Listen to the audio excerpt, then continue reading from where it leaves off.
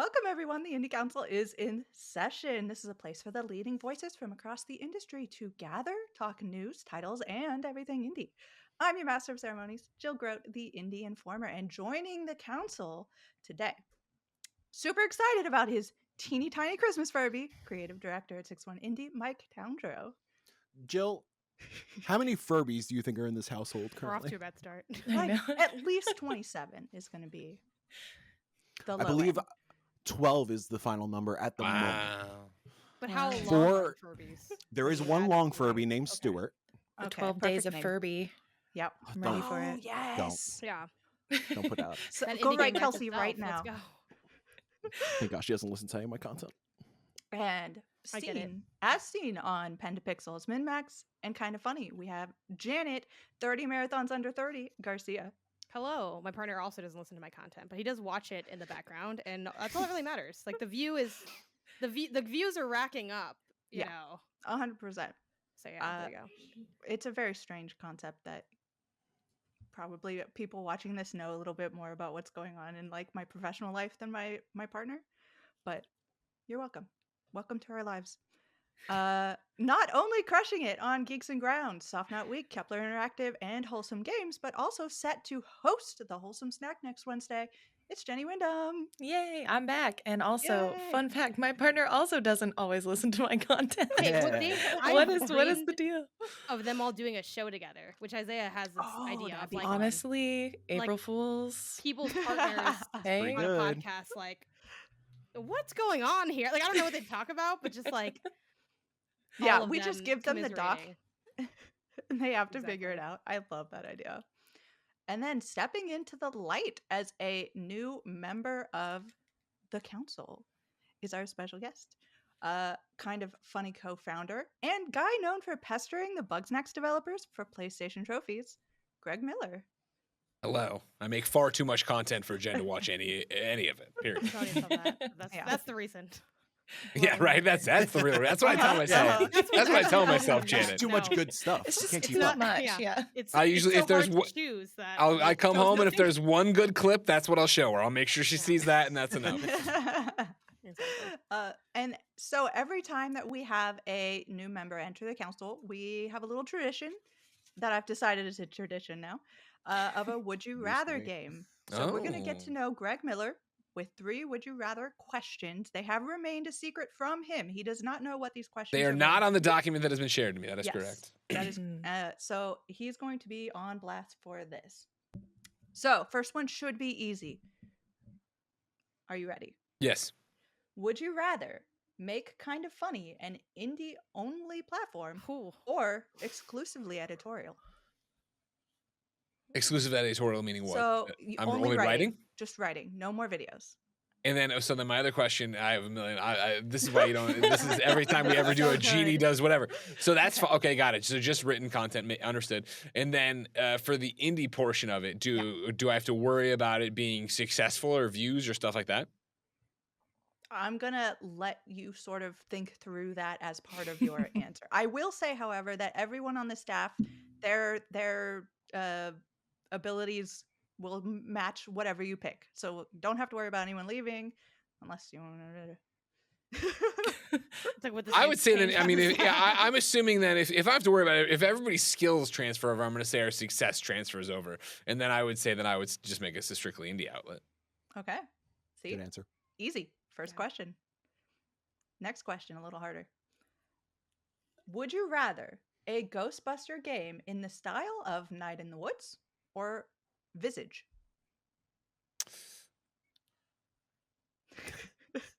That is tough. Yeah. I would do Night in the Woods. I think that'd be a more fun thing of just like wander around. I'm assuming I'm going to be talking to the ghost more than busting them. You know what I mean? Yeah. Talking to the thing, having an existential crisis about what I'm doing and why I'm doing it. It's probably that I get the early pitch I would say is that you get called out on a job and it turns out it's your grandfather's ghost you're supposed to bust, so you don't want to. Ooh. So then you're back and I forth feel on like it. this is Spiritfarer. We just found Damn it. it! They already made this game. Perfect. Okay. Last question, I hope is the hardest. Or not, depending on if you're a horrible human being. Sure. Oh, wow. Yeah. Janet Would knows you the ra- answer. Would you rather make current head of PlayStation Indies, Shuhei Yoshida, Yes. the president of Sony Interactive Entertainment, or revive the PlayStation Vita? I would put Sony up. Or I'm sorry, I would put Shu at the top of Sony. I would put him up at the president of PlayStation. I think he'd do a lot of great things, and one of his first moves would be bringing back the Vita, so we'd be fine. Oh, okay. I see. That's how You it kind of get goes. both. You know what I mean? You don't have to worry about it. He'll have Vita 2 out in no time. You'd just be in his DMs like, please, please, Yeah, bring it back. I did this for you, Shu. Here's where I willed it into existence on the podcast. Okay. And that is the end of our Would You Rather questions. I think we got to know Greg Miller very well through those. I survived. Thank you all. We will move on to indie news, and that's going to continue to be a thing of interest for one Greg Miller, as people might have noticed from last episode. It wasn't last week, but it was the week before that. We might have said some things. So we'll address those. Every week, I love this show more and more. So first being that we had some interesting acquisitions going on in the indie sphere. Mojikin got acquired by Togi. Okay. I thought so because they made a joke that was, we're now Together. And I was like, that joke doesn't make sense if it's Togi. But and then Together. Anna Perner also acquired 24-bit games. So let's talk a little bit about that. I'm going to read through very quickly both of those. So this comes from Game Developer, and it is one Chris Kerr, news editor. Cocoon and Thirsty Suitors publisher Annapurna Interactive has acquired South African co-development studio 24-bit Games for an undisclosed fee. 24-bit provides engineering, porting, optimization services, and has worked on a number of titles published by Annapurna, including A Memoir Blue, Neon White, and Hindsight. The deal represents Annapurna Interactive's first ever studio acquisition. And then jumping over to, this is actually just a press release. Koji Productions strengthens creative forces with Mojikin studio acquisition, and they do the stronger Together joke. Crushed it. Yeah. Answer. Oh, what? I said Yeah, I just- crushed it. The joke. Oh, crushed okay. it. I crushed it. I thought you said you had a question. I was like, okay. Mm-mm. I'm ready to answer a question. How do we pronounce this studio's name? Okay. So for anybody who doesn't know, I'm going to skip down to a couple of paragraphs in. It says, in this acquisition, Togi Productions gains full ownership of Mojikin Studios' intellectual property, including its standout title, A Space for the Unbound, which has been newly nominated for the Games for Impact category in the Game Awards 2023. And we all know what that category sparked a couple of times ago, so we're not going to bring that up. But I do want to discuss something with one Greg Miller, Hello. who on the latest show, people might remember us calling him, actually, all in session, sit down, prepare, get your gavels, because Greg Miller is going to answer for his crimes. We're Greg putting him on Miller, trial. Okay, this is a you fun. are This Oh, is accused a of wow. lot. I like I'm this. so excited. Yeah, we have I'm like, a I'm Mike is gone holding for a 2 Sonic weeks, pen. and I feel like so much has changed. Oh my goodness. I've been waiting a decade for this. Let's go. Mike just runs off and gets like his wig and he's like prepared. First, Mike, would you like to put the first charge in front of him, as you brought up, I believe, the first complaint against one Greg Miller in false claims?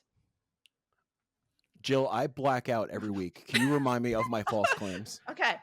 We have Objection! This man doesn't even know what he's putting me on trial It's a pretty for. good objection. Greg Miller was accused of not going on the 6-1 Indie podcast. Oh yeah. Oh, you mean Claims he did. Greg gaslighting me live on KFGD, saying like, "Yeah, I was on IndieCast." You son of a Mm-hmm. bitch! You were never on IndieCast. Fair How enough. do you plead? I don't know. I clearly don't know any of these shows. What was I on Stevenson's show? I've been on Yeah, some. Stevenson show. Oh, the good one. Okay, sorry. I Okay. plead guilty. It's fair. That matter is settled. We're moving on to Greg Miller. You have been the rabble rouser, drumming up drama about Yeah, I this. did What it. It's my is- fault. What is an Discord, indie? yes. You are just, yeah. No one would have brought this up if not for you. Exactly. So with these stories of things getting acquired, Yes. let's say A Space for the Unbound was one of the best games of this year. I don't think anyone's going to argue with that. If A Space for the Unbound developer, Mojikin, who is now acquired, makes a sequel to A Space for the Unbound, so it's A Space for the Unbound 2, Sure. The is that no Unbounder. longer an indie game? That is no longer an indie game since it is owned and no longer independent. You heard it here first, And if you guys, everybody. if you couldn't hear that, I gasped. So I heard it. I heard it. It was good. It was a solid guess. I don't know much about Toji Productions, but I mean, the fact that they're a video game publisher would then, if they're acquiring studios and making it that way, then we're into a Sony first party argument, which I got into. It was funny the other day, like I woke up and I looked at my mentions on X. What a And way to wake up. the first thing I saw was the one of my responses about all this indie stuff having a whole bunch of new likes and people. I'm like, why is this happening? And then I saw that I was put into whatever article about all this. I was like, oh, okay, this has been kicked back up now that Jeff Keighley's answered for his crimes. Jeff Keighley should be the one on trial here, not me. Well, he didn't You agree heard to it. come on here. You So- know. To be fair, we haven't The asked him. DMs We is can all stop by. one-sided between me and Jeff Keighley, all right? I'm like, hey, and then nope, nothing. Nothing. Silence. I know Silence. what Wow. happened to being? It's like mutuals doesn't mean anything anymore. You know what I mean, Greg? But hey. Embarrassing. It sucks. What I'm are you still gonna trying to do? get him to say if he liked The Flash or not. I do think though maybe this is the way to get people to do. We just yell about it on one episode, and the next episode Yeah. they're like, "Hey, I'm here. I heard you're upset."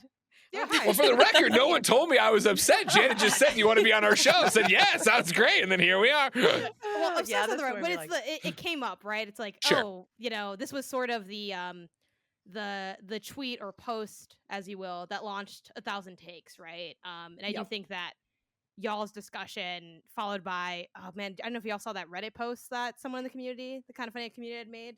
That was Mm-mm. like, here's a chart Mm-mm.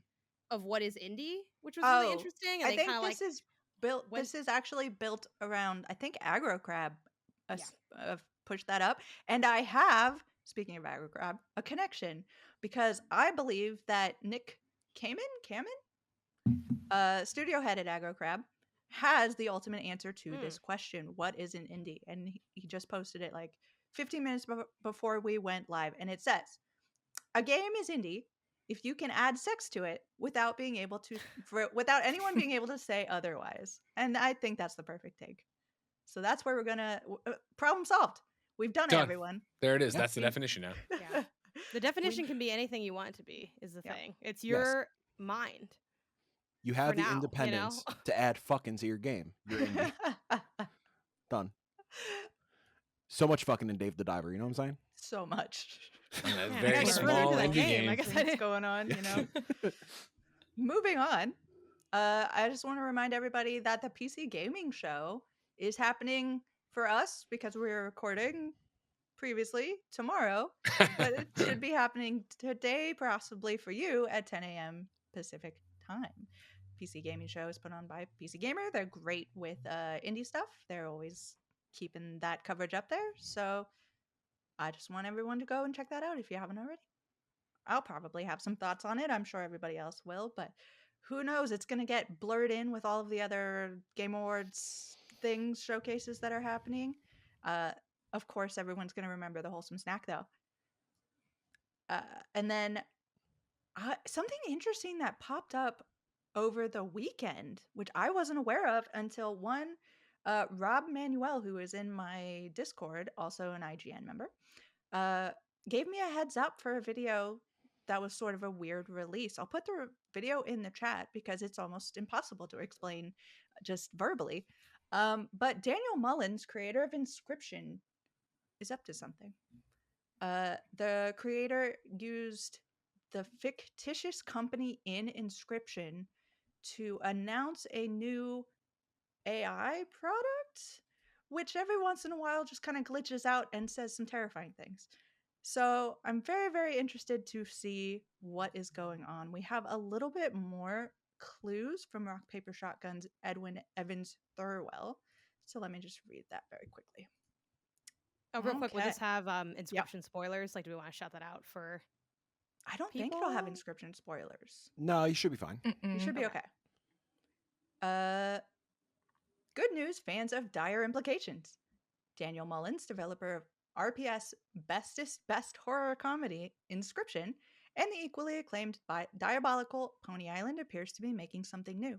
The trail begins with noted announcement purveyor Jeff Keighley sending Mullins the below, I'm going to say tweet, but that's not what that says, about a mysterious video on Saturday, the 25th of November. The video in question isn't available anymore, in quotes. If I were a betting man, which I only ever am when it comes to Soul Reaver announcements, I'd say it would be revealed in full at the Game Awards next week on December the 7th. Though it's possible Mullins aficionados will unbreak the URL ahead of time, and there is a copy of the tweet in question.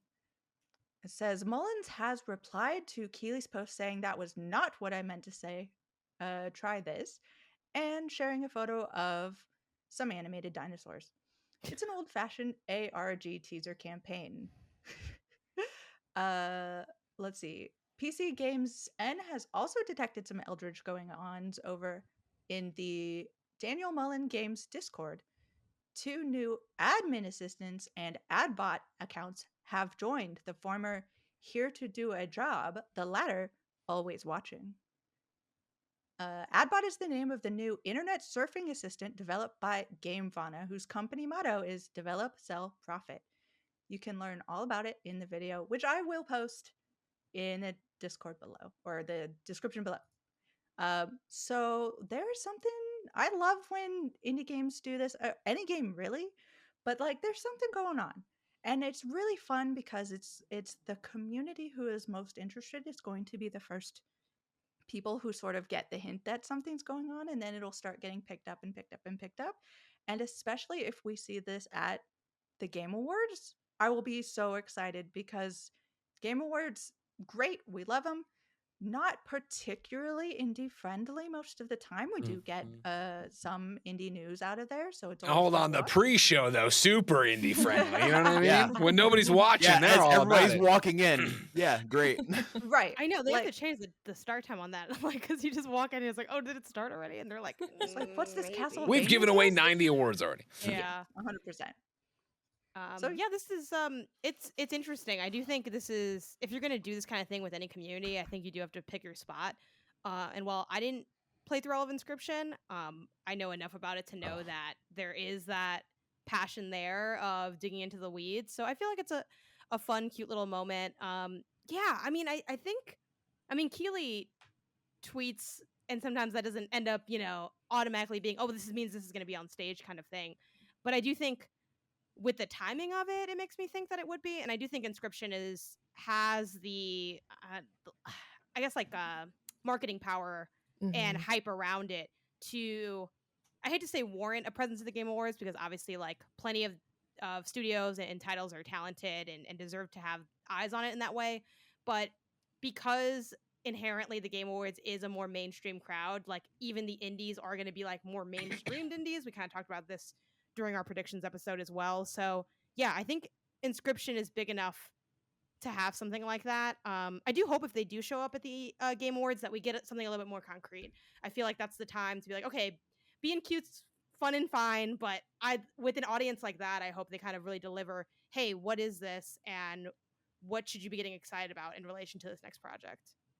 Yeah, this is 100% going to be a Game Awards. Like, that's exactly why Jeff's doing this and baiting this out and whatever it's going to be. And I think, yeah, it'll be playing off of whatever this ad bot is for whatever new horrible world he's created after Inscription. Yes, I after all this was popping off over the weekend, I joined the Discord, which the Discord you is went undercover. ravenous at the Yeah, moment. we have them all inside, guys. Yes, we have them all. It's too overwhelming, so I can't really give you any concrete information. Do you show But, up as yourself, or do you have like a burner to like infiltrate communities as a common gamer? You think I have the patience for a burner account? When you do join the Discord, right now it's funny. It actually just changed. The icon for the server just changed to all like glitchiness, which is new. It does say welcome to the Mullinsverse, so I'm assuming he's starting to build out like a whole little universe. As obviously like Game Funa being the, no spoilers for Inscription, an element of Inscription. I I believe it's teased in Pony Island as well, so I'm sure it's going to build up upon that. And yeah, being a Keeley joins, assuming this is another Devolver published title, obviously Devolver has resources, so I'd imagine they will want to push this onto the main stage, hopefully. Or yeah, it's going to end the pre-show and people are going to kind of forget about it like they did with Tunic a couple years back, or Vampire Survivors on dare mobile, you. or these other games. It's that Everyone- thing to get a Jeff tweet. I think Yeah. it's going to be main stage. I don't think it's Mhm. pre-show. Hopefully. Yeah, I 100%. agree. I'm super excited to see it. And hopefully that means we see a I little can't more wait. indie presence on the stage. This will be the only one. Check that box. Really soak it all in, you know. Mhm. And people They be like, got Day "What of was the that?" Devs. And then you're like, They're "Ah, fine. you don't get it, mom." You know. Yeah. I'm so excited for Day of the Devs. I'm not even gonna lie. I can't wait. ASAP.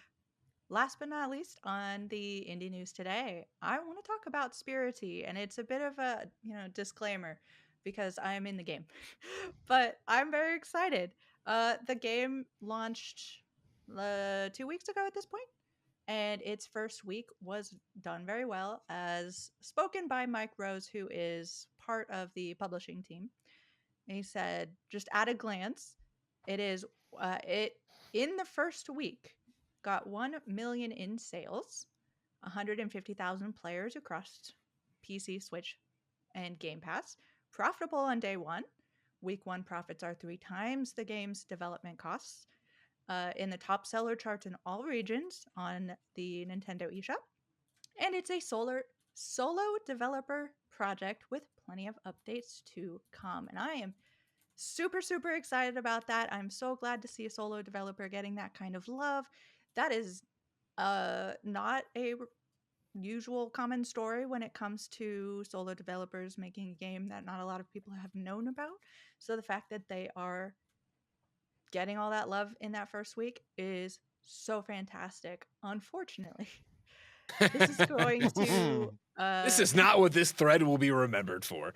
it is not. I'm going to transfer over at this point to the topic of the show by saying this thread did throw some discourse out there, and people have talked about this.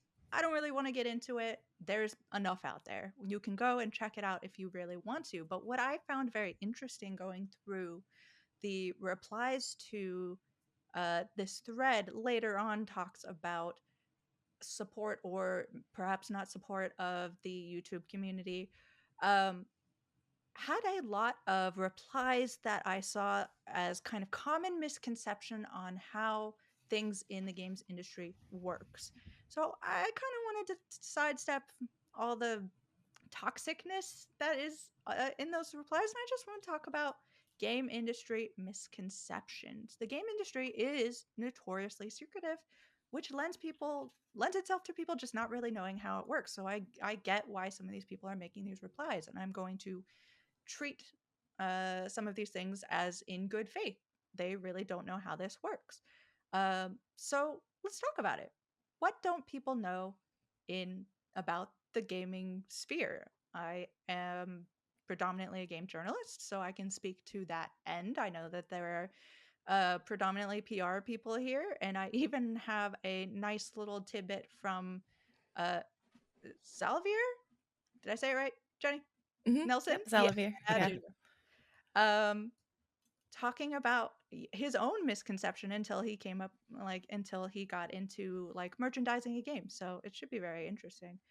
But I want to start out with the one that's like the number one thing that anyone who's ever written anything about a game or critically kind of knows and has heard before, and that's it's common practice. This is literally from the thread. It is common practice to pay for reviews.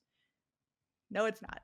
It is not common practice to pay for reviews. In fact, it is you don't pay for reviews. If you are spending money on a person to cover your game in some sort of known way, they do have to say that, they have to disclaim it, and it is not a review. You will talk about the game, you can play the game, but they are not going to give it a score and tell you what they think. This is not what happens behind the scenes. There is no Nintendo giving checks out for people to hit Breath of the Wild or Tears of the Kingdom 10 out of 10. It does not happen. And I want Nintendo to doesn't even give codes out, so it's like Yeah, really right. hard. Yeah, I mean, I think yeah. too. Just to jump in real quick, like when you say thread, to clarify, you mean like other people replying to the thread? I'm guessing. I hate that I Yes. asked you that while you were taking a drink. That was not my intention. Yeah, because I mean, I know you said you didn't want to get into the discourse of it, but I do think it should at least be said. The thread was basically talking about, hey, this is the marketing and the behind the scenes and the numbers and things. And from that kind of came up the, oh, like YouTubers, they wanted money for it or they wouldn't want to cover it. And then from that came all the things that you're kind of alluding to, Jill, of other people just having a lot of confusion or their own views or their own skewed views or their just, and then I think it gets really muddy too, because many of us maybe operate on a couple different levels at once in terms of even just here, right? We have PR people, but we also have like content creators, like people that make stuff, and everyone also has their own labels and things. But I did want to clarify, it's not like that. What was it, Mike? Mike. Yeah, it's like Mike said, oh, Mike didn't like say this that. is a normal Yeah. part, but more of the conversations happening around it and wanting to kind of speak to that. So I just wanted to clarify that for people listening who maybe are like, I deleted Twitter a long time ago, so I don't know what to say about that. My Which I gosh. think is a lot of Bless people. you if you I'll did. see you. Right. I'll try to see you on where are we at? Threads? I just don't We want ain't to on copy and Sky? paste, and I then I don't gotta know. put the image, and then I gotta do the copy. It's a whole thing. It's a I'm thing. too lazy to copy and paste. That's basically why I'm not on more places. But it's really hard when there's so many posts. But Greg, your days Yeah. at IGN. Obviously, you were a writer. I am sure, have heard this. Of course. Yeah, I mean, that was the longest running gag forever, right? Of like, oh, if you scored the Call of Duty low, it was because, of course, or high. If it's high, Activision paid you. If it was low, EA paid you, right? Like, that has been the back and forth of it, and that was never the case while I was at IGN, nor do I think it's ever been the case at IGN, period. Like, I think it's, people looking for answers to justify their pre-orders, and so they like to throw that at there. Also, then the complete misconception that, video games are art, so obviously any two people can play a video game and come away with completely different impressions of it. Yeah. The easiest thing to fall back on is that there's something nefarious going on, that this is what's happened. And, the industry itself hasn't done us any favors, I think, in its, infant period, right? In terms of like how crazy PR events used to be, how insane the packages that would get delivered to gaming outlets would be. And so there is that idea that, oh, well, if you want to look into that and think that would influence somebody's opinion, there was evidence for it to be there, right? That was what was swaying those ideas. That was always the shocking thing for me getting to IGN, right? And, I started at IGN in 2007, which was about a year and a half after I graduated journalism school. And so to get there and, come in with my University of Missouri ethics underneath my belt, my journal, J ethics that I had taken, that I had all these classes for, that I, had to do so much for, where when I was a journalist at the newspaper before IGN, like there was one time I was covering some senator's speech in sweltering 90-degree Missouri heat, and I was halfway through the water bottle I had picked up off the table when I realized, oh my God, I was drinking water that they provided. And so I went to the campaign manager and tried to give them money, and they're like, you're a psychopath. No, we're not taking your money for a water bottle.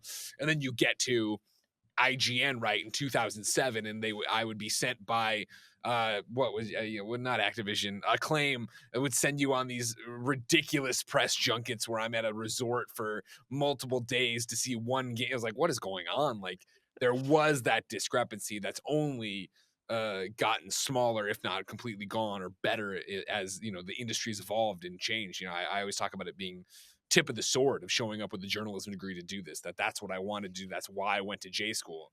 And 2007, I get to IGN, and I'm surrounded by the folks who created IGN, who washed out of their part-time job. Somebody needed them to review a Game Boy game, and it led to them working here full time. And now you look around at a Rebecca Valentine, a Jason Schreier, you see all these different people who want to do this and take it seriously. And also the other side of it, where PR takes it seriously and takes it to heart, right? Like, I think of all the times where, oh my God, if you're going to give a bad review, you're not going to have access. They will take that away from you. You won't get code. You won't get this.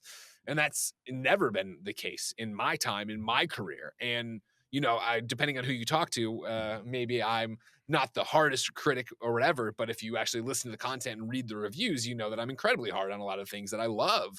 And I have had only one instance where I reviewed a video game and had somebody hit me up, and they weren't hitting me up saying, hey, I respect your opinion, but they were hitting me up saying I was wrong. And I'll never forget it. I won't name the game because it was, in video game years 300 years ago, but it would have been 2007, 2008. It was a video game. I reviewed it low.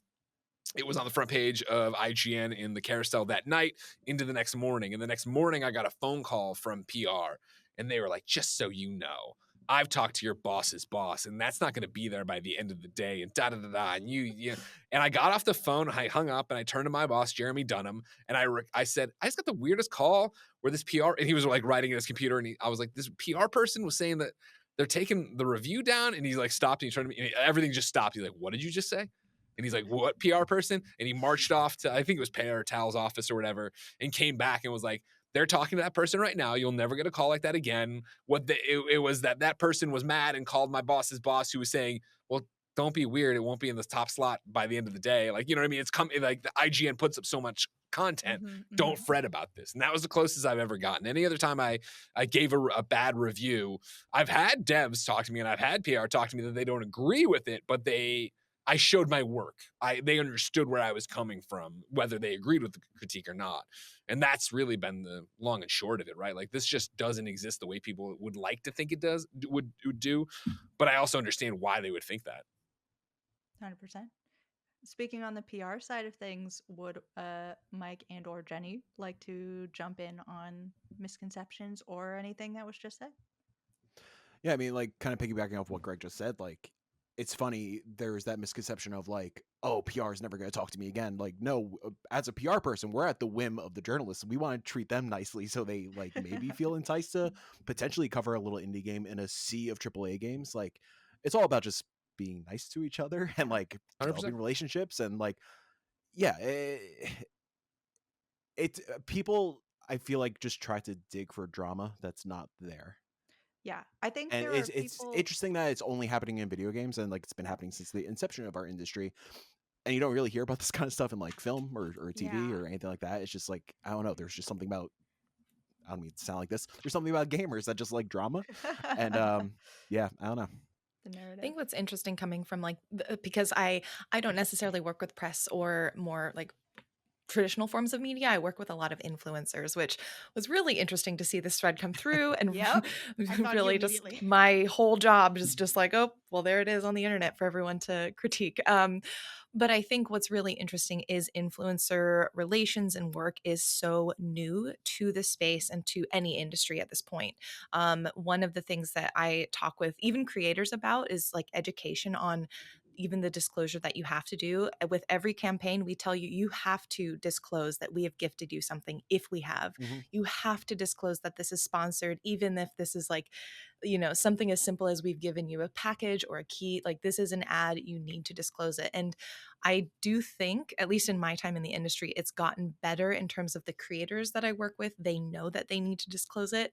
But it's at least from the influencer side and from the experience I've had working with creators, it's a lot of education because so many people are hopping into this industry at this point and not necessarily looking into all the legal matters as well.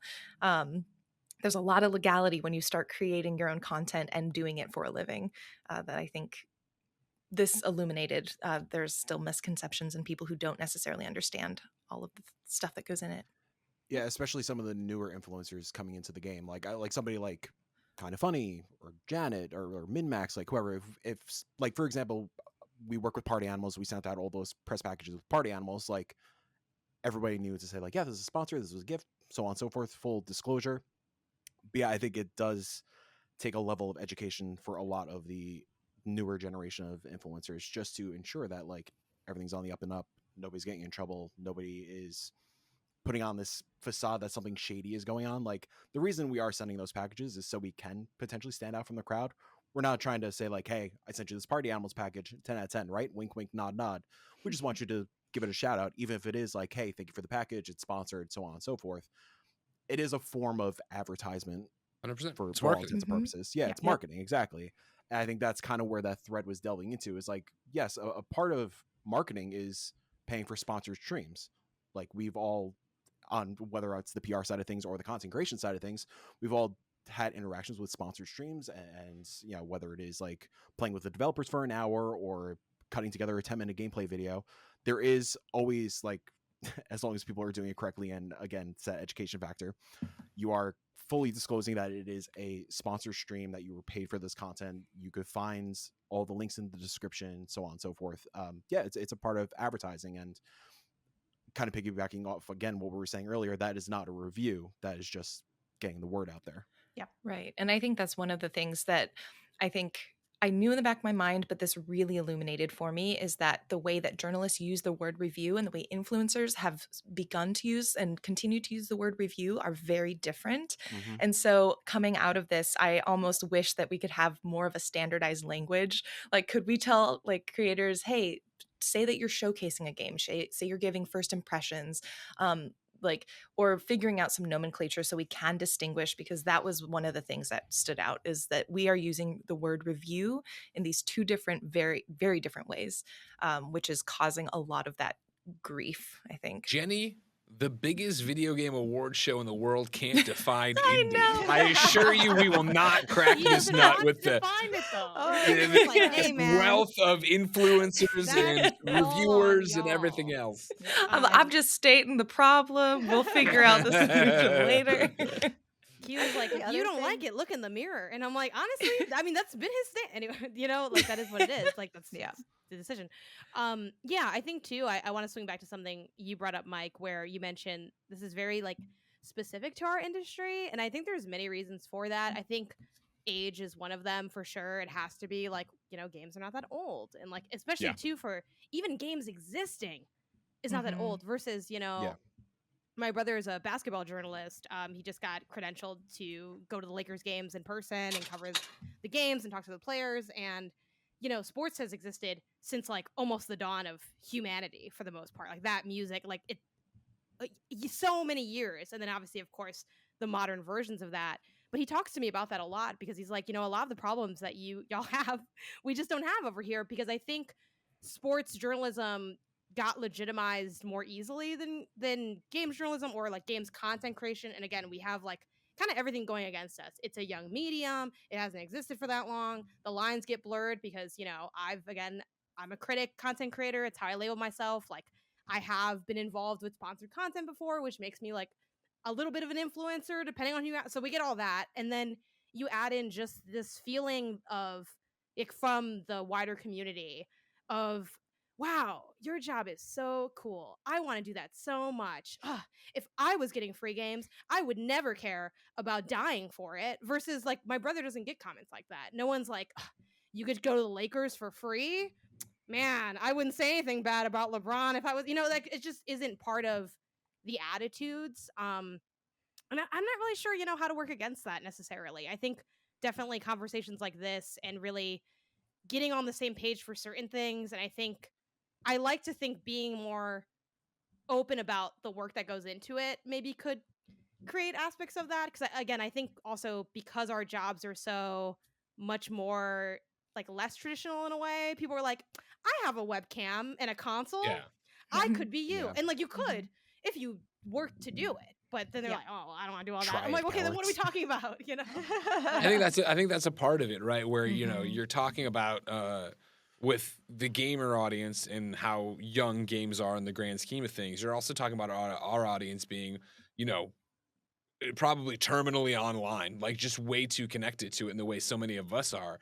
I think when you have that, it's you want to talk about it all the time, and when you're talking about it all the time, you're talking about the different personalities that are doing different things. And I think what's so fascinating about it is like, first again, being an old person and being so old and have done this so long, at what point does a kind of funny fan only care about the PlayStation opinions of Greg Miller and not the stories of the Wiener Dog and Ben and Jen and all this different stuff? You become part of the story in a way that you don't when you're a sports reporter. Not necessarily. Obviously, you have your Stephen A. Smiths, your Mike Wilbons, all these different things that are like, our personalities.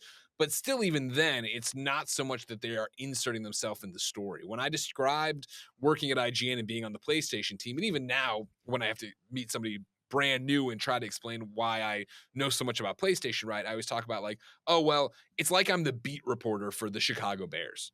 Like, the person reporting on the Bears isn't necessarily their biggest fan, nor is that person ignoring the rest of the teams in the NFL, but that's what they're paid to know the most about. And that's why they're embedded with the team and doing these things and yada, yada, yada.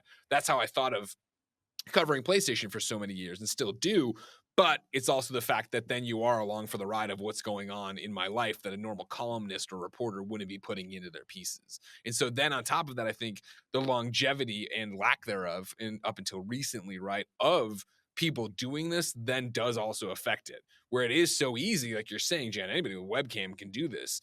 It is the idea that when somebody comes in and they've only been at IGN for 6 months, 1 year, whatever it is, and they're trying to review a game, it doesn't matter that they've played games their entire life, that they did a bunch of freelance, that they ran a podcast. It's somebody looking like, oh, you only been here 6 months. I've been playing games longer than that. I know these things better than that. I've consumed this in a different way.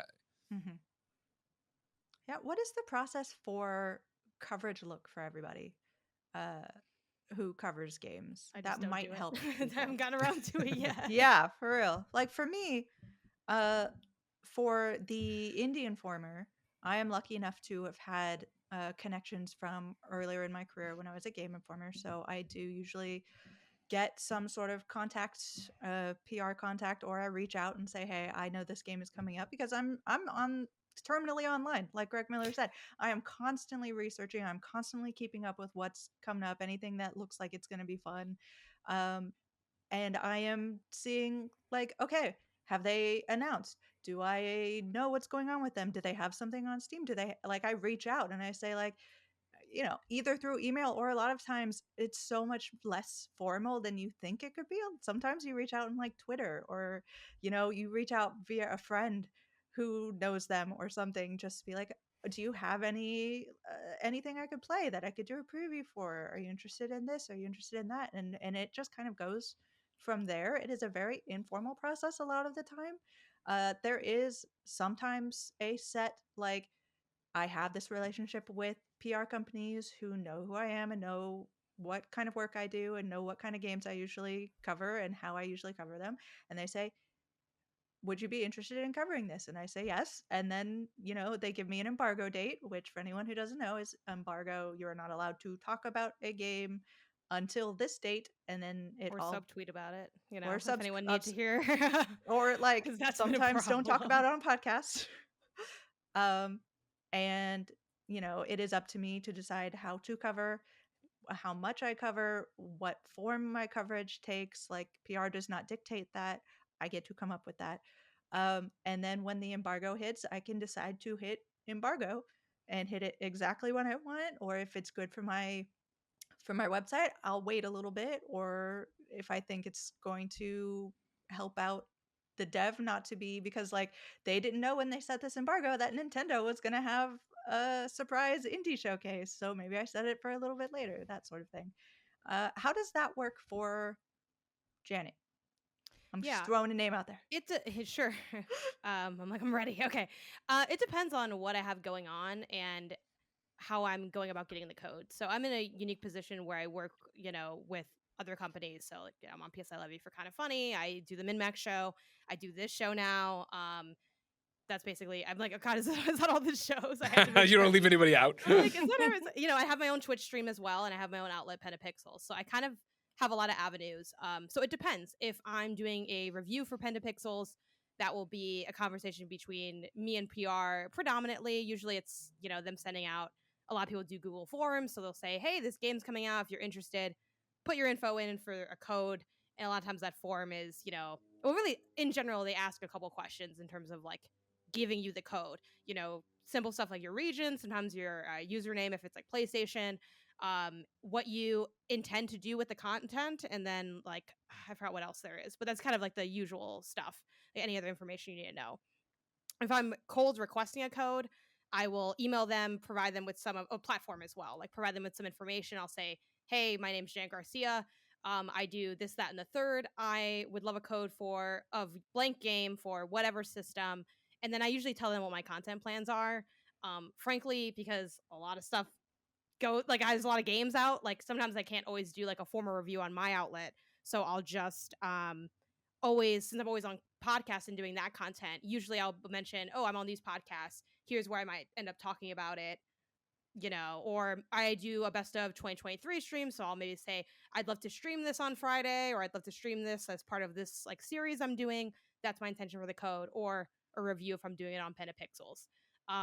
Since I get codes also through, again, kind of funny and MinMax, that's very much on which Greg, are you like the arbiter of codes and that's you talk to are you the PR? I don't know who I feel like I go on Trello and then I put down stuff and then they do the legwork. You've never noticed it's me always responding to your Trellos? I mean, it is, but like, you know what I mean? Like, I don't know who's like actually so that's how it, and generally if you're at an outlet, that's kind of how it goes. Like you're not necessarily direct in conversation with PR all the time. You might be, there'll be one person that requests for the outlet and you let that be known, or the inverse. Like Ben will put on Slack, hey, we got a code for, tear down PS5. Who wants it? And then you can reply and say, I want it, and presumably you talk about it.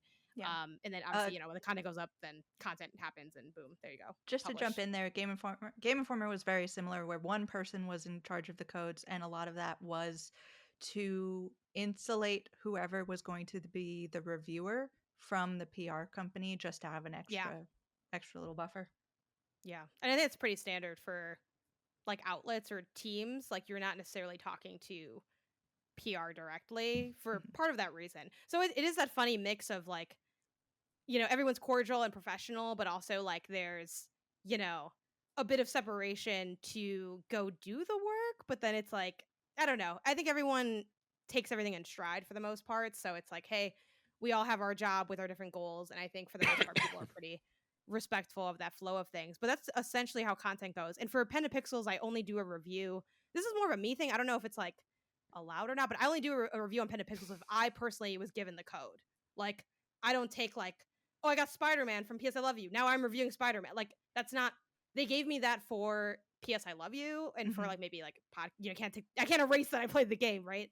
So I'll talk about it generally, but I only do reviews on Pen and Pixels when it's a game that I either got code for directly or maybe enough time has passed. Well, I'll do like a feature on it. Again, I'm not wiping my memory of playing the game, but sometimes people will be like, oh, you're going to get a review on your outlet? I'm like, no, my outlet didn't get the code. Like I got that somewhere else.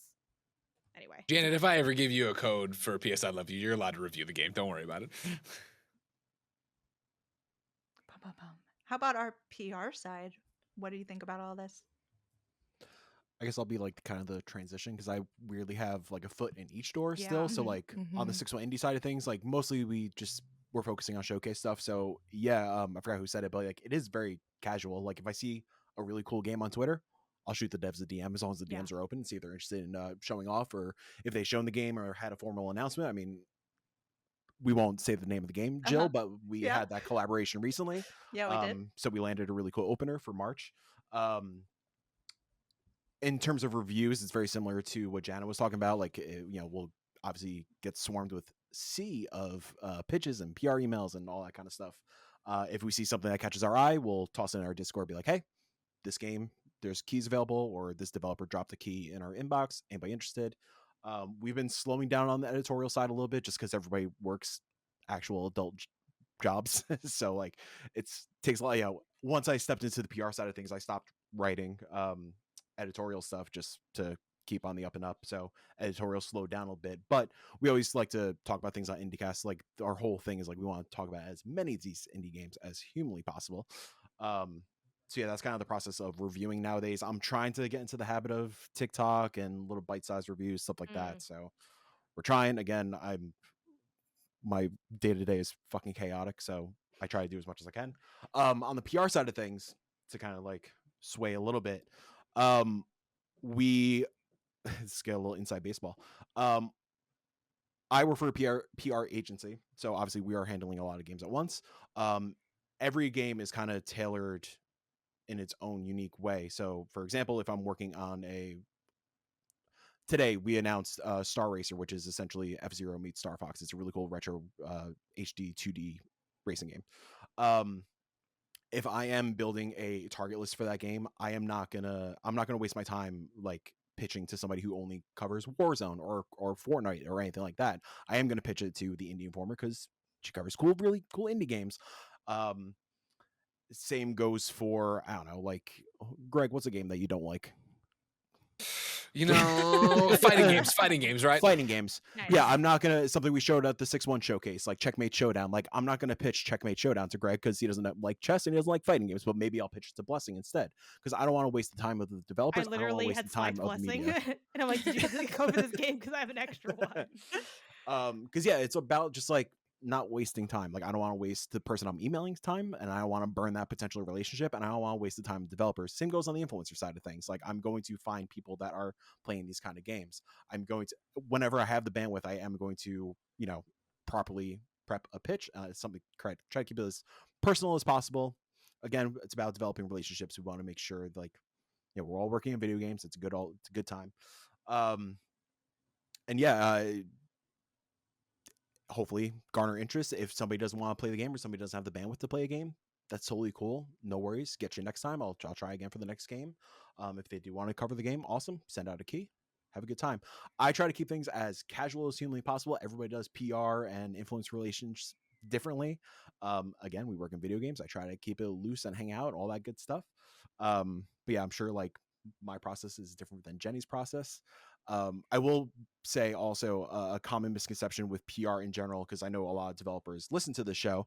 PR does not guarantee sales and coverage. We can guarantee getting, like, sending pitches out and trying to get you coverage and working our fucking asses off for your game. But we can't guarantee that you're going to get sales. We can't guarantee that everybody in the world is going to cover your game, especially like, let's say you're announcing your game the week Zelda comes out or something. You're going to get buried probably. Like, I can advise that you do not announce your game during that period, but maybe you have to hit a certain mark or have to hit a certain date. But yeah, I know that's kind of a common misconception as well, and that kind of sparked that thought going off Mike's thread a little bit. So I wanted to throw that out there for all my dev friends out there. I see you. I see you looking over there, Jenny. I see the mouth. Oh, looking. well, I'm like, yeah, same with influencer work. Yeah. The number of times I've been asked, like, oh, if we reach out to this many influencers, does that mean we'll go like top 10 on Twitch? No. Can we go viral, please? Yeah, Jenny, how Yeah, do you make it that's- how do we just make make it viral. That's make it a big viral? one. Sorry, I didn't push the button this time, y'all.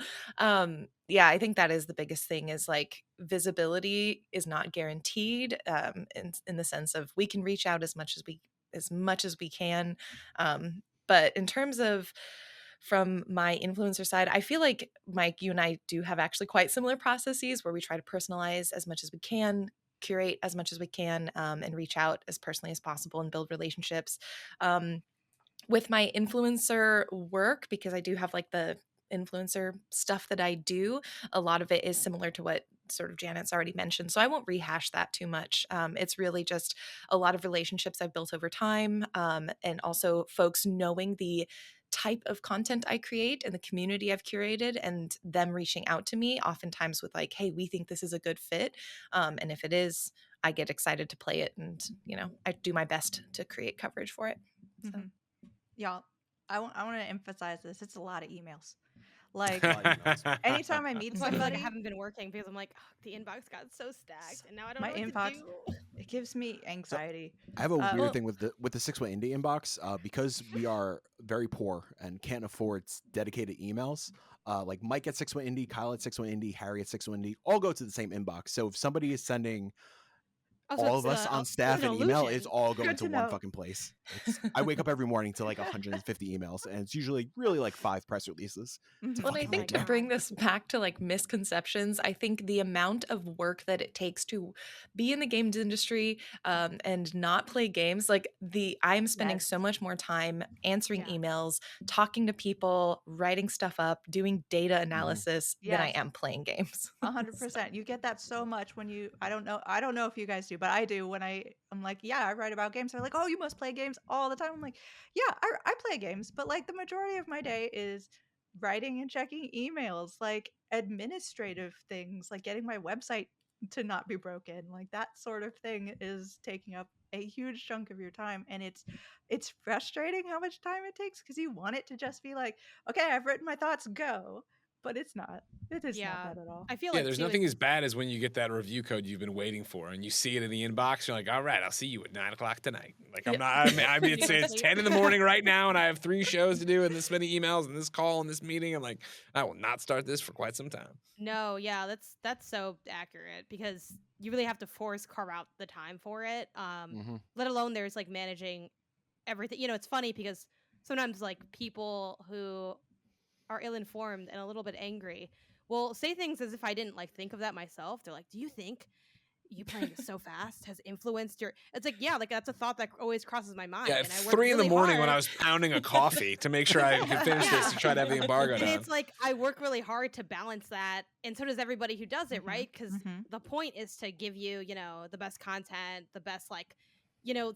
There's been so many times where, for the most part, my opinion on a game doesn't really shift. I've kind of learned that about myself, but at the same time, it's like you don't really always have time to let things marinate. Where maybe it could be, wouldn't it be nice, right? It's like you got to get done and go to the next thing. I think too, yeah, it's just the amount of, like you already mentioned, the administrative stuff, the work. I think back to a lot of us do like mixed content. So like I probably, in terms of hours, I podcast I think more than anything. I stream probably second, and I write least because like writing is so time consuming.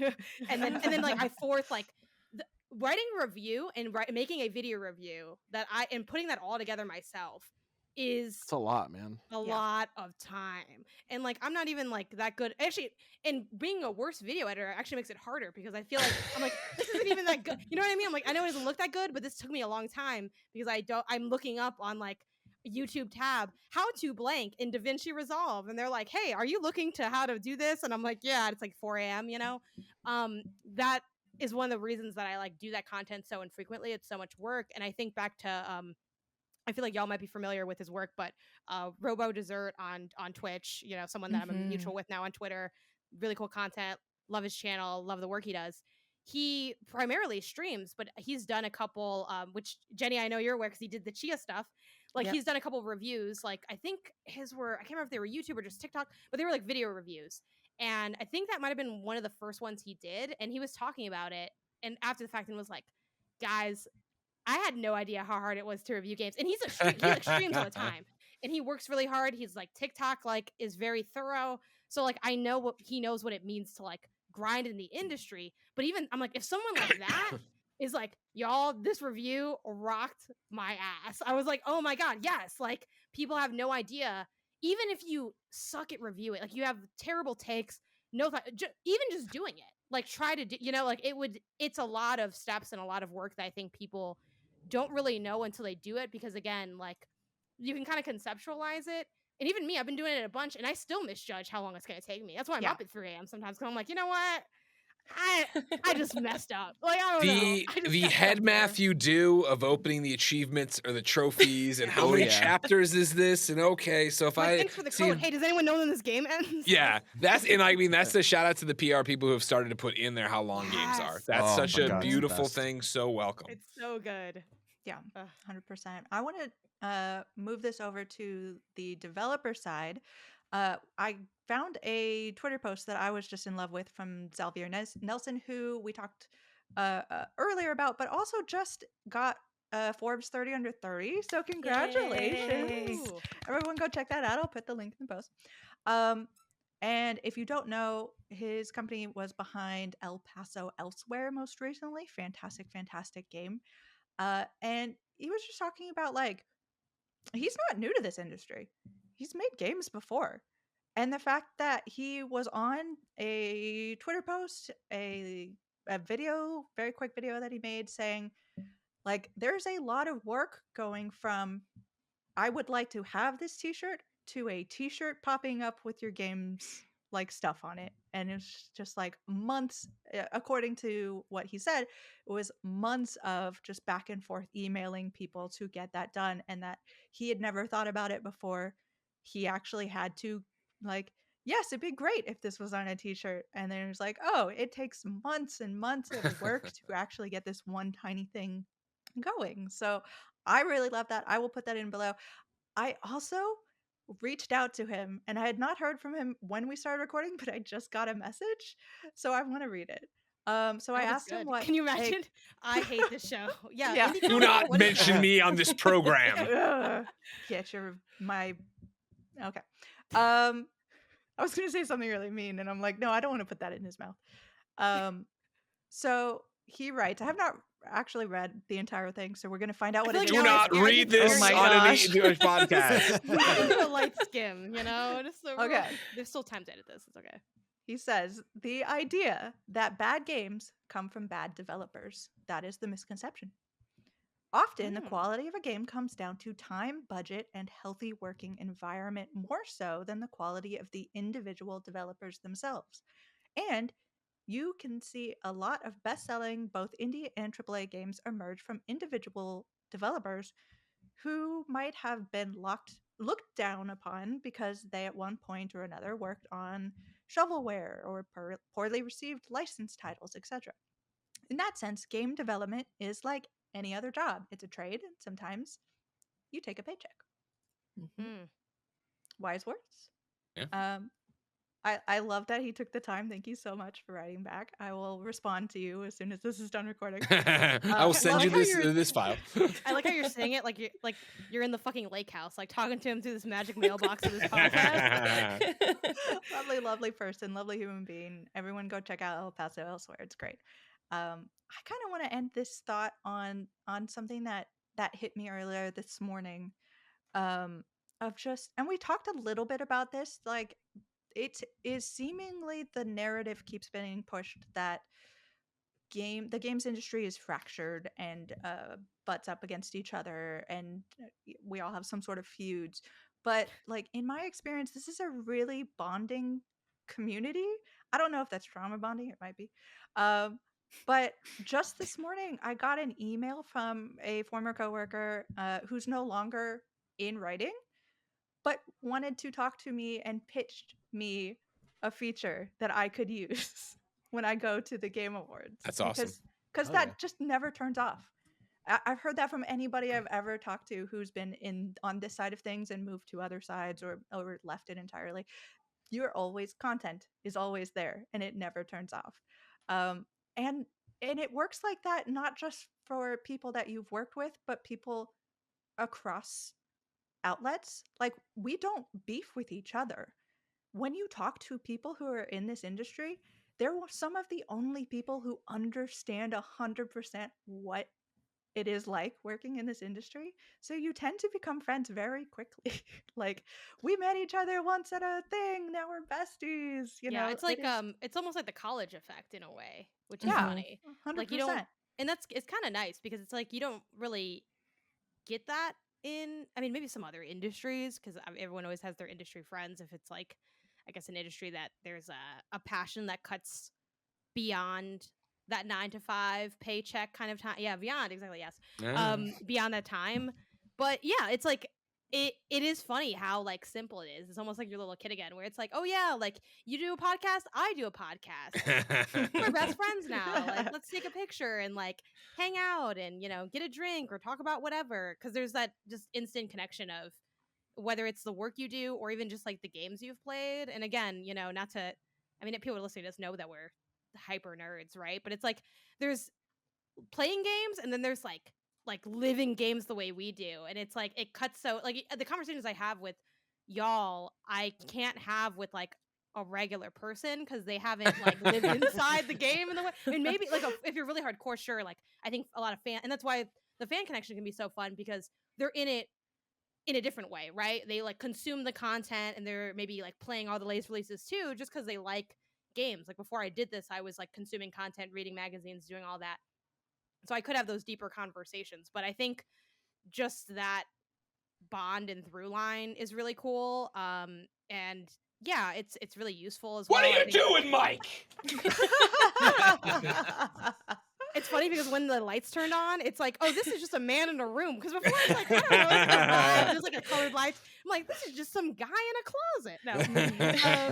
No. The glamorous life. Yeah, I was like, I think they just put up where'd these panels come? You know, you kind of see all the stuff behind it. But yeah, it's a thing I really enjoy in the industry. And one thing that I've been wanting to post, but I keep forgetting because I think it was like a day ago, and that's a million years to me, is I saw a clip of Greta Gerwig talking about her starting out in like the film industry and like what advice she gives to like other women in the industry. And she spends the entirety of the clip talking about how sometimes the best people are the people right around you. And I think that's so, so important because no matter what level you're at, like I'm sure there's people listening to this that feel like they're not on our levels in terms of success or clout or whatever, but a lot of the people that I've known forever. Like back when I was like what a lot of people would consider a nobody, like I had other nobody friends who are now like blessing, right? It's like, okay, Yeah, like, you know, peers, mutuals, whatever. It's like, oh yeah, like that person who I wrote with a million years ago, they went through the industry, freelance, and now they're on the PR side and I'm getting emails from them, you know, and it's like you're already there. I think too often people, and we've talked about this before, they're looking for that, oh, I made it moment or whatever. Like you're already there. Like everybody you need is already around you. And any of those people you idolize will be a peer in like 2 years. So like just rock where you are because like the people doing the work, they get it and they're going to continue to climb. And if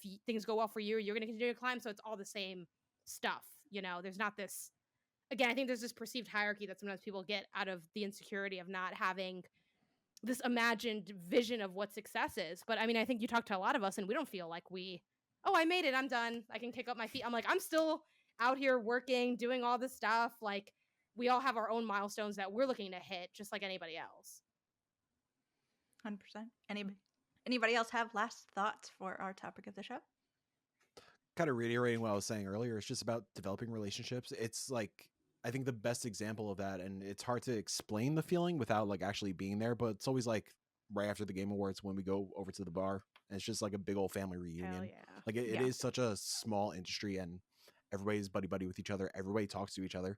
Like I feel like our industry is special in that sense where, you know, I could go like last year at Game Awards. I've never met Christopher Judge before in my life, but I just walk up to him and all of a sudden it's like, oh yeah, what's up, man? Blah, blah, blah. And having like a 15-minute conversation. You can't do like, if I was in the film industry, I can't do that to Scorsese probably. Right. But if Al Pacino was there, you could have. Right. Or goes now Al. he's part of the game community. It's true. He is a big time gamer. But yeah, I think that's kind of like another misconception just to kind of tie it in a little bit. Like everybody talks to each other. So be careful with who you piss off and what you say. Yeah, But yeah, the moral of the story, be nice. We're here to have a good time. Yeah. It's the Be a good number person. one That's thing whenever someone comes to me and it's like, how do I be like a games journalist? Like I'm like, number one, be a good person. No one wants to work with you if you're not fun. Like if you're mean, if you're toxic, you're not gonna last. You know, that is number one. And I think a good way to end the topic of the show, let's move on to what we've been playing. I see, Greg Miller, that you have a lovely game on your list. Would you like to tell us about it? Yeah, I'm late to the party. This is game of the year time, so I'm trying to clean up things I haven't touched, lists I haven't done. And when Dredge got announced and everybody was talking about it when it finally released and everybody was like, this is something that's really cool. Every time I looked at it, I'm like, yeah, but why wouldn't I just play Moonglow Bay? I'd rather be in the happy, colorful world working with my kid, fishing, trying to find my husband for the character I was playing. And so I was like, man, I don't know. So I finally started Dredge today, actually. So I'm only about 45 minutes into Dredge right now. My initial impressions were, why wouldn't I just play Moonglow Bay? God, why is it Moonglow Bay on PS5? I wrote to Janet on Slack. We're talking about PS I Love You tomorrow. I'm like, Moonglow Bay, a great example of why isn't this on PlayStation 5 yet? But I had lunch and came, put it down, and I came back to it, and I was like, it's got the hooks in me. No pun intended, right? I love a good little fishing game. I love a good little mystery. I love hey, let's get in there and Tetris your backpack to most effect, and then you I'm meeting the shipmaster, and she's like, I can expand your inventory. I'm like, I see how I'm gonna get obsessed with this. I see all the things that I'll be doing tonight on PlayStation Portal while Jen finishes Barbie. But I'm having fun. I know a lot of people know Dredge is great. I knew it was great. I just hadn't made time for it. I'm happy I'm getting some in here right now. And of course, there's the Pale Reach that just dropped too. Speaking of the Pale Reach, Mike, you've got that Yeah. on your list. Yeah, so reiterating what Greg said, like the gameplay loop is fantastic. What I love about Dredge is that mystery. It is the characters. It is the what the fuck is going on in this world type of moments that carry you through like that 8 to 10 hour experience. If you don't know the gameplay loop of Dredge, you are essentially going from biome to biome, collecting these like artifacts to unravel this big mystery. What the Pale Reach is, it's another biome. It's I think it was like a $5 piece of DLC. It adds just another mysterious island pops up out of nowhere. Ooh, and, Convenient. very convenient. And it just adds an icy biome. Obviously, a bunch of new fish to capture. It adds the mechanic of you have to essentially add like a bulldozer kind of thing to the front of your ship, so you have to blast through ice. It's really satisfying blasting through ice. I love it every time. And yeah, it adds another side story that kind of takes place in the past of old fishermen that were chasing this like forgotten treasure, and then something happened to the fishermen, so you have to kind of figure out what's going on. And it's all done through blogs and journals that you find, so it doesn't really affect the core narrative going on. But it just adds more intrigue and mystery to the world, and just more world building. I think it also like I played Dredge earlier in the year, and it just reminded me how much I goddamn love that gameplay loop. It is so fun fishing in that game, and it's so fun doing the Pokedex thing of like, all right, I gotta catch the stingray. Where do I find it? Oh, it's in this coordinate according to this guide. Let me go grind out these fishes. Oh, Before I'm you hallucinate. $20. Also. Before you hallucinate. Oh, I'm only $100 away from this last upgrade. Yeah, let me just grind out all these. Grind out these fish. Just grind out the fish. It's such a good time. I've been playing it on Steam Deck, but I've been it was on sale recently on PSN. I was like, do I want to get on PSN again and go for this plat? Do I want to do this? So I had money. We'll see. I know, I kind of do. But yeah, it's a great time. I'm so excited that there is another piece of DLC in the works, the Iron Rig. So super excited to revisit the world again, probably next year at some point. Do you think that place will be made of steel, or like what's your Iron Rig prediction? Probably. I'm assuming it's going to be like a oil rig situation, like an oil falls rig from the all sky. of a sudden. Yeah, it falls from the sky. What do you think the little upgrade's going to be then, if the bulldozer was for the Pale Reach? Ooh. Like a wrecking ball? Maybe maybe a wrecking ball. Cleaning up oil, maybe there's an oil spill and all these oily fish are running amok. It's a Mario Sunshine I just situation. imagined the character like trying to hold a fish, and it's like slippery. Yeah, very slippery. Yeah, that's it. Yeah, very excited. I'm also just super excited to see what the studio does next. Like the fact that this is their first game, incredible. God, I hope it gets the Game Award. It's not going to, but what is it? We can believe debut. It's debut and independent, right? I don't think it's in independent. I think it's just debut. Okay. I think Cocoon's gonna sweep it. So someone double check. Cocoon is definitely. I feel like Cocoon's in both. I can't remember if they're. Yeah. Oh yeah, I also played that. Also. But yeah, Dredge rocks. Play Dredge. Dredge. While someone's looking that up, I'm sure. Janet, you got to play through a potential Game of the Year candidate recently. What was that? Yeah. Well, I guess two, right? I guess Venba and Cocoon. Yeah. Talking shit about Gubbins? Come on. Yeah, I mean Gubbins is maybe next year, because it came out so late that like that's True, what's doesn't holding qualify. it. That's what's holding it back. The fact that it's a word game that people are like, "What's Gubbins?" And I'm like, "It's the new Goobies. Everyone's talking about it." Jill, Jen, too many people to count, So many people. Yeah, I have been trying, much like I think Greg and everybody else. It's like trying to atone for the sins of the backlog. And what I've been saying is I'm not gonna like where I am in January, but I would hate myself less as I beat more games. And that's really what we're trying to triage this out. I'm not going to be satisfied with my work, but I'd like to lose by less. I'm closing the gap. Janet, it's all about collecting the icons on your PlayStation dashboard, on your Steam library. It's not about playing the games. That's true too. But I spent $100 during the Steam sale just for the icons. I know, I'm like some sweet icons. I bought the sticker pack on Gubbins too, but yeah, I played through Hell yeah, Venba. me too. Just did a front to back. It's a short game, and I'm not An gonna lie, awesome game. it is really good. Mhm. And I feel like, look, I don't want to say I didn't believe y'all, but at the same time, This is I our kinda- time. I kind of did feel like, okay, I kind of know what this is gonna be. So like, how good can it be? Because I already had a vision in my mind for what it is. But I'm like, all right, let's give it a go. And honestly, it was. I knew it'd be good. Like, okay, this is gonna be a good game, but it was way better than I expected. I think the how they allow space within their storytelling is done really nicely. Where I think this is easily a story that could be overtold, especially because it's like, again, Mhm. for having played like a lot of games that kind of touch on the idea of second generation of culture of whatever. I'm like, okay, I kind of know the beats, right? Like I too had to write an essay to get into college, and I'm like, not quite Mexican, not quite American, right? Like, okay, I get it, right? Like obviously this is Indian culture, but the I kind of knew what to expect and what they talk about. But even with that, I felt moved by it. And I think that's the true mark of a strong story, where you could tell me everything that happened, but experiencing it myself hit different. Greg, to your point, the music it tears it man. up. So good. The sound design took me a second for it to grow on me because I thought it was a little overproduced, but I loved it. The food looked so good. I enjoyed even the gameplay mechanics, which I feel like if you're going to lobby any criticism towards it, it's like a little bit more parsed down in terms of mechanics. But even with that, I felt like each of the food puzzles was like just a little different, and it's like not really like hard to do, but it kind of is stimulating to do. And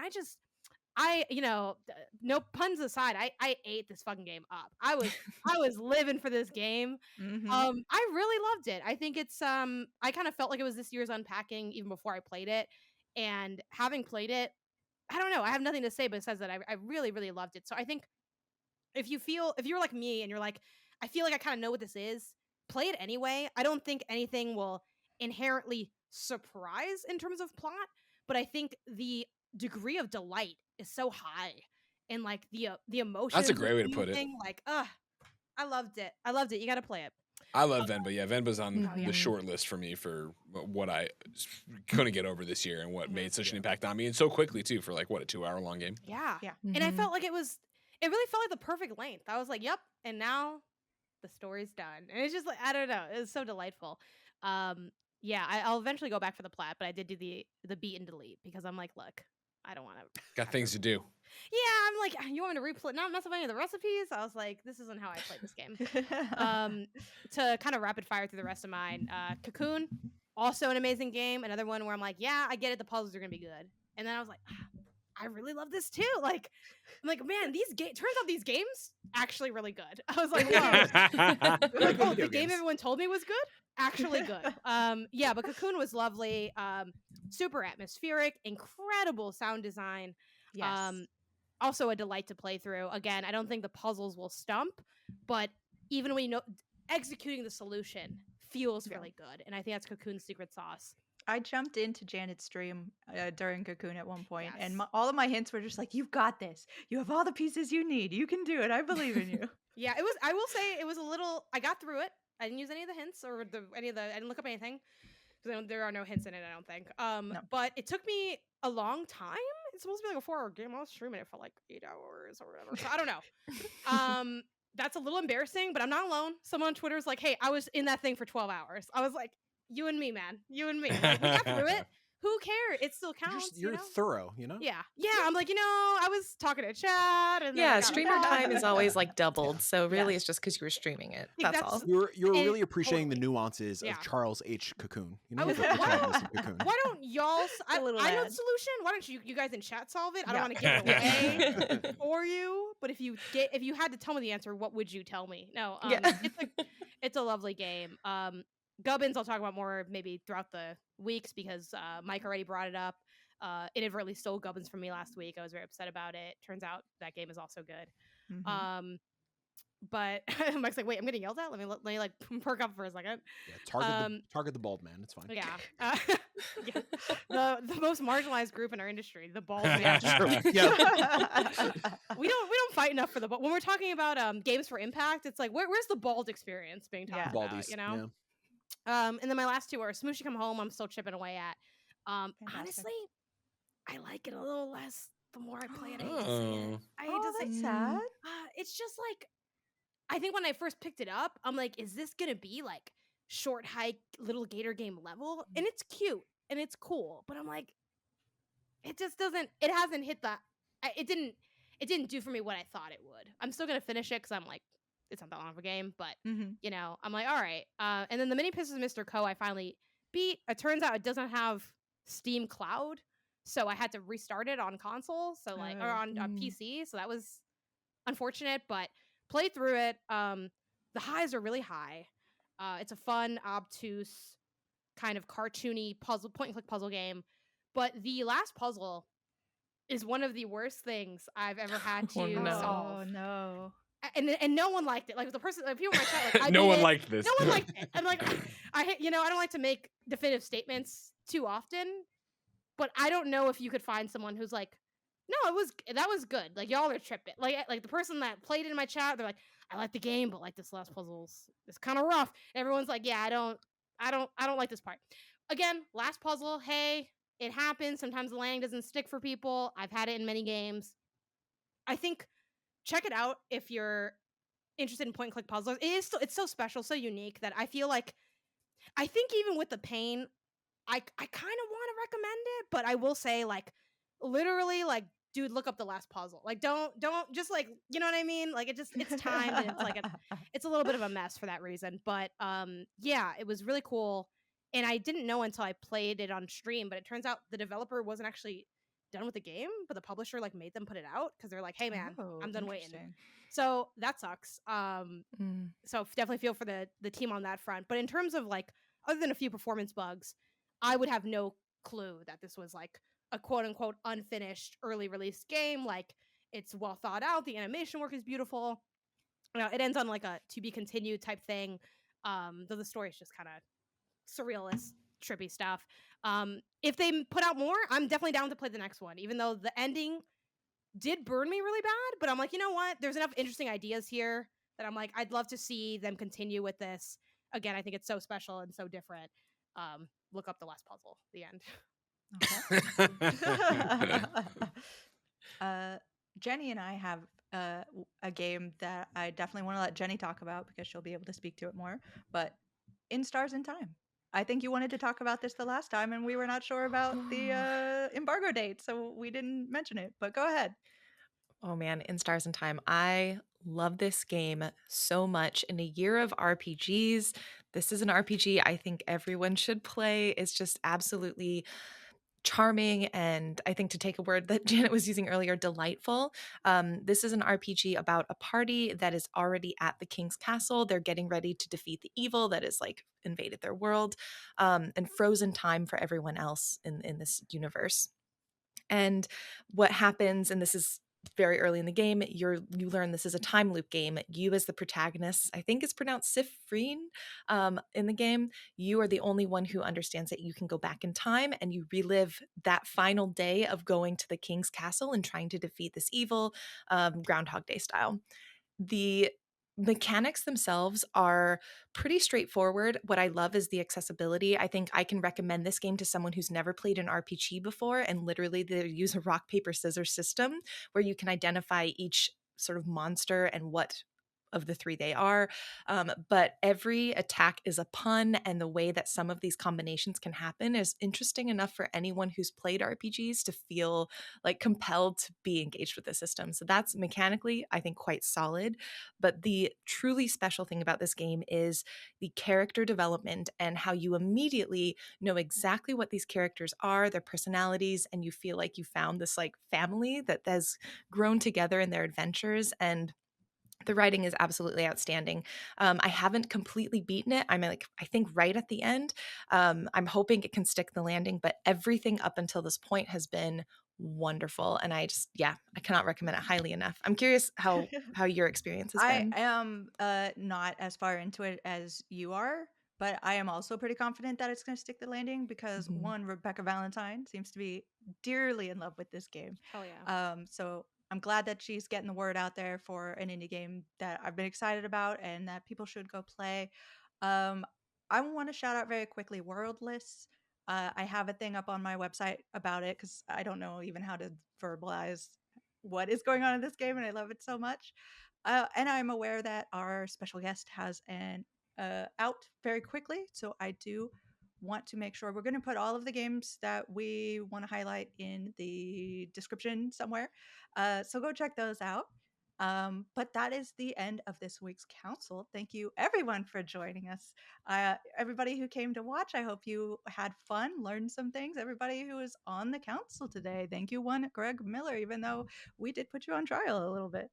It was a kangaroo court. I don't have to worry about it. Worth pointing out, Game Awards, Dredge, Best Independent Game and Best Debut Indie Game. So it was there for both those. So it'll Two win for chances both. to lose to Cocoon, unfortunately. Yeah. Cocoon was really good. I was like, oh man, I don't know. But Dredge is just a Cocoon to the sea, so it could be anyone's game. Could Sure. be anyone's game. See, and I'm here with Sea of Stars for Best Indie, so I don't Sea of know. Stars, I know. And with that, the session is closed. Go play some indies. Bye, everybody. Bye. Bye.